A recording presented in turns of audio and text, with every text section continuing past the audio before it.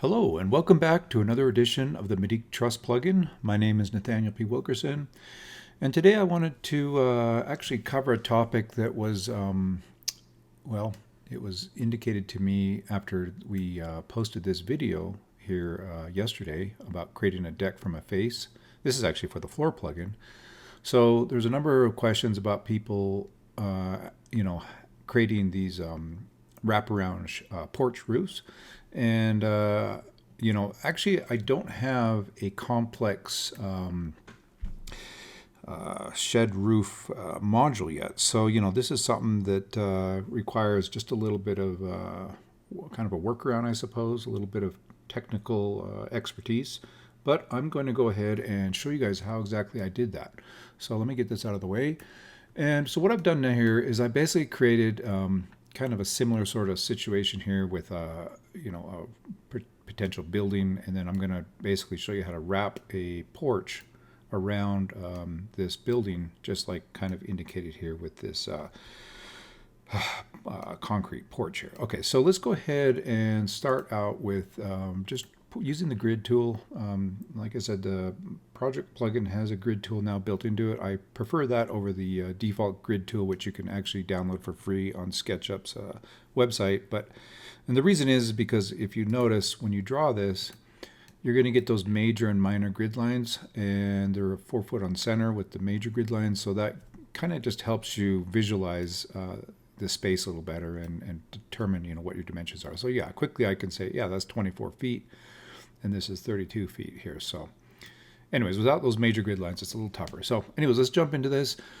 So basically, like I said, I do not have a complex shed roof module. And so what I did is I essentially created this with 3 different shed roofs. And so the way to do it, of course, is to draw the shed roofs and then use the subtraction, the Boolean subtraction feature to go ahead and subtract away those parts that we don't want. So let's go ahead and start with a shed roof with a ledger. This is going to be up against the building. And I'm going to do, it's an 8 foot span. So we'll go ahead and just go ahead and put that like that. And it reverses like that. We can go this way, I guess. It doesn't really matter. What I want to do is I've already measured this out. I know it's 24 feet, but I want to actually go 2 feet beyond because I need to have a little extra added. And you'll see why here in a second. So let's go ahead and just use the defaults for now. And we're going to probably change a few of those, but for now we'll just go ahead with those defaults. Okay, so the first thing you'll notice is that there are no overhangs. Actually, when I say defaults, the default probably would have been to put the overhang in, but I think I changed it as I was testing this. So let's go ahead and go into the edit menu here just to take a look at that real quick. Okay. So what you probably want to do is you want to turn your rake boards off. Just set your overhangs to 0, both sides, because we're gonna butt this up and then we're gonna chop it at an angle. So and then turn off your outlookers, turn off any structural outlookers. Basically, you just want to get rid of your overhangs on this particular case, and I think we already kind of have that when we have the rake board turned off. But anyways, okay, so that's good. I'm going to turn on the roof sheathing just so you can see what exactly we have with that. And of course the roof cladding will follow suit, but I don't want to take too long. Yeah, so there we go. So yeah, you can see out to out, it's no overhangs and it's 26 feet. Okay, and the reason why I didn't put it in place is because I want to bring it out here so I can kind of let you kind of see what's happening before we bring it. We can always move it back into the structure where we want to position it. Okay, let's just put it out here a little bit where we can actually see what's going on. And like I said, the grid tool for this sort of thing is very, very useful because now it's going to allow us to position things exactly. So again, we're going to stretch out here 24 feet. This is 26 feet. Let's move this out right to another 2 feet actually, so it lines up on those grid lines for us. Just gives us a better indication what's actually going on. Okay, so we're going to want to chop this right here, right? And you're going to want your subtraction solid to extend beyond, and we're going to extend it quite a bit beyond just to make sure we've got that. And the reason is okay, so we're going to want it right at a 45. We're going to come from the diagonal. We're going to come in right there, actually. Okay. If you don't subtract it out far enough, there can be cases where if it meets right on the line, it will it won't do a proper Boolean subtraction. So we're going to just make sure that that is not the case.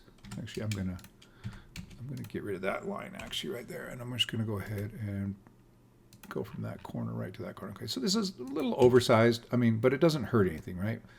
And you can see the reason why that I went 26 instead of 24 right to the corner is because if I don't go over another 2 feet, I'm going to miss this little piece right here. I don't know if you can see my cursor or not.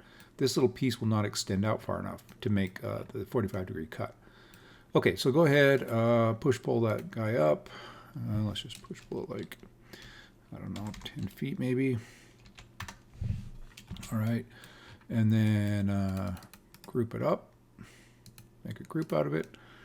Okay, next thing I would do is create like a subtraction layer. You can call it whatever you want. I called mine subtraction. Let's go ahead and turn that on.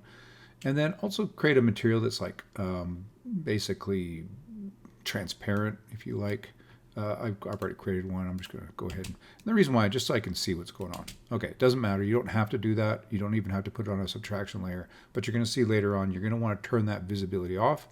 And when you do that, it'll just make it easier, and then you can not have that shown. Okay, so let's go ahead now and throw that on the subtraction layer. And then we're going to call this subtract. This is the keyword. You have to have the subtract keyword in there, and then we're just going to call it 1. That doesn't really matter.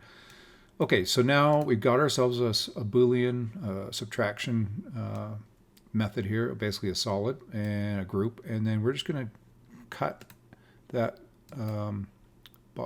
body, and then we're going to jump into this assembly, and then we're going to paste in place. Okay. So now, if we click on this roof, we'll notice that this is within the assembly or group of the roof, right? And that's exactly what we want. All right. And we just go ahead and regen the roof. All right. And looks like it did not cut away that. Oh, we forgot one thing. Right. Okay, so we go back in.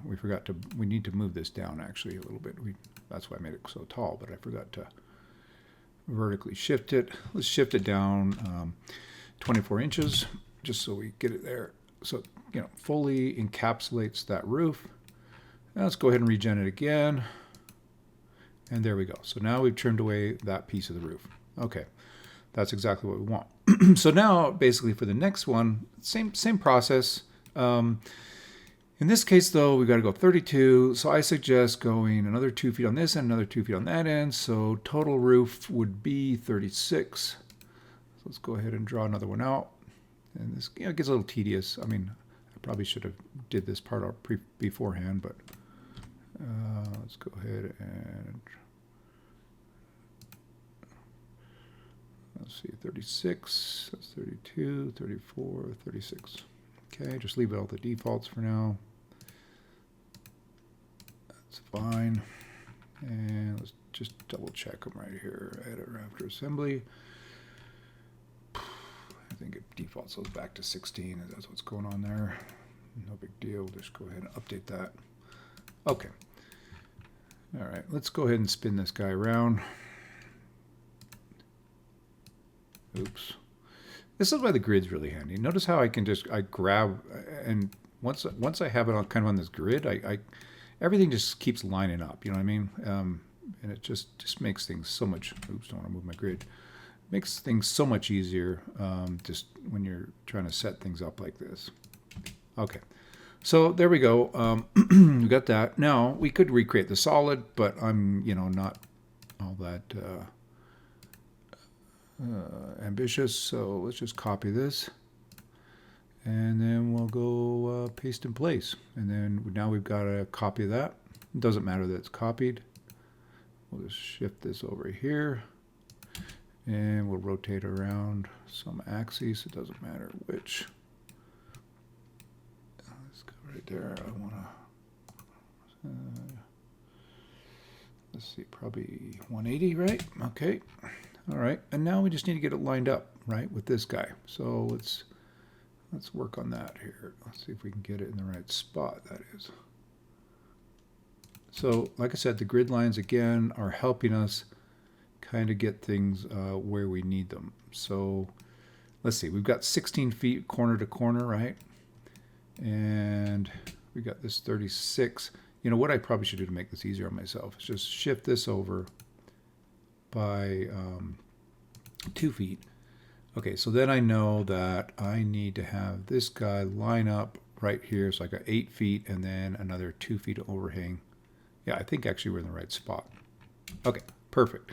Okay, so now what I'm going to do is, rather than redraw that or copy it or anything, I've got this little mirror tool here. Oops, I just want to grab that. Go to the center of our ledger here. This will work. If I can find our center. Well, I know you're there somewhere. Just got to find you.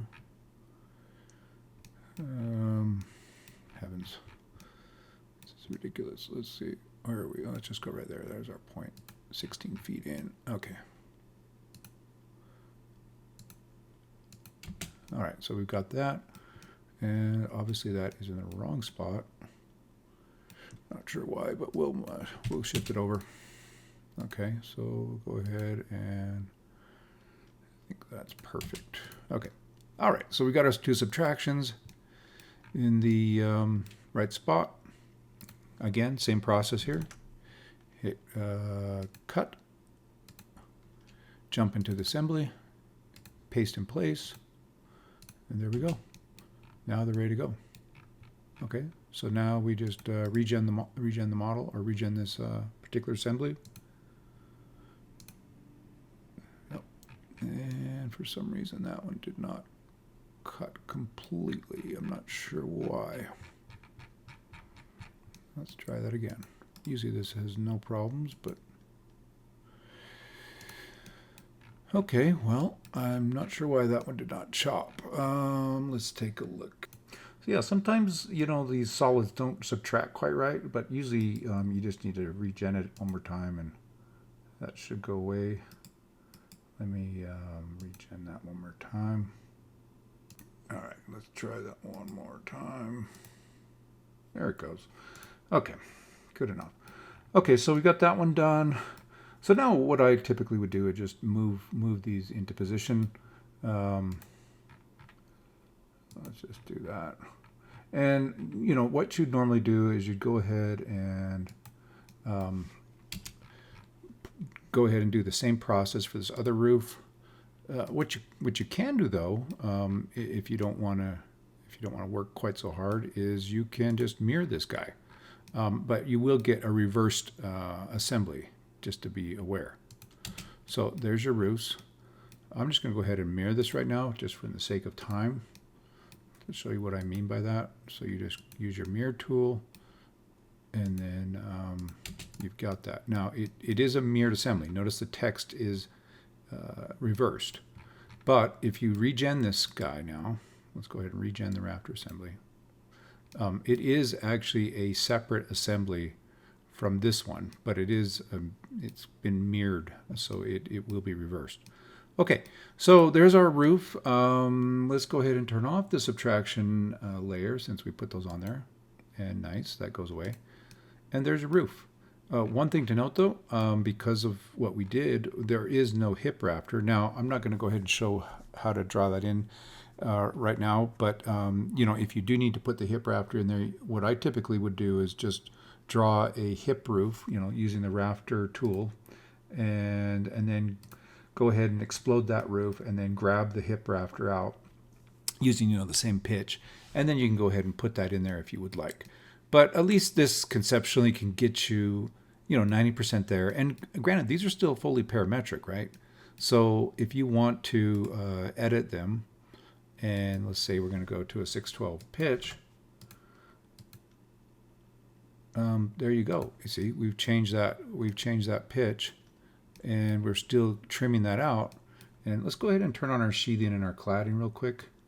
And let's see, where is that? Roof sheathing and roof cladding.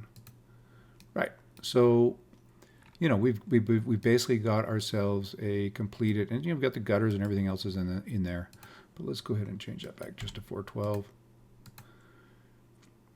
And as you can see, yeah, it's fully framed out. Let's go ahead now and just pull these up into position. Maybe from the concrete. Right now they're resting around the concrete. Maybe we want to say a 9-foot, it's 108 inches. And that's where we want them. But you know, you can just play with that, adjust that however you want. And there you go. You've got yourself a full wraparound porch roof with 3 different shed roofs with ledgers. And then, you know, you go ahead and put that on your beams and your posts, and you should be good to go. So anyways, that's basically it. Yeah, it's a little technical. You got to create some subtraction solids and throw those into the assemblies. And, you know, like I said, there's sometimes a little glitch there with the subtraction, but you just got to kind of regen it and, you know, shift things around a little bit sometimes, and it'll go. And then you've got yourself a little bit more complicated things. And the nice thing is with the subtraction geometry, it will keep everything still parametric. So, you know, you can change things up. You can edit these. You know, you can change your whatever you need to change, and it's still, but yet it still maintains the parametric ability. Whereas if you were to hand trim this out, you know, even using the trim tool over here, which you can do, the problem is as soon as you edit this, then you're going to lose, and you're going to, you know, all that trimming that you've done, you've got to go back in and trim it all. So certainly this, I think, you know, it takes a little bit to set it up, but it will be ultimately a major time saver and allow you then to just make any minor, you know, modifications that you need to make down the road. Anyways, that's pretty much it. I just want to show you guys how to make that wraparound shed roof, and eventually I hope to come up with a complex shed roof module, but that kind of is out in the future right now as I finish working on the floor plugin. So anyways, we'll talk to you guys later, and thank you so much.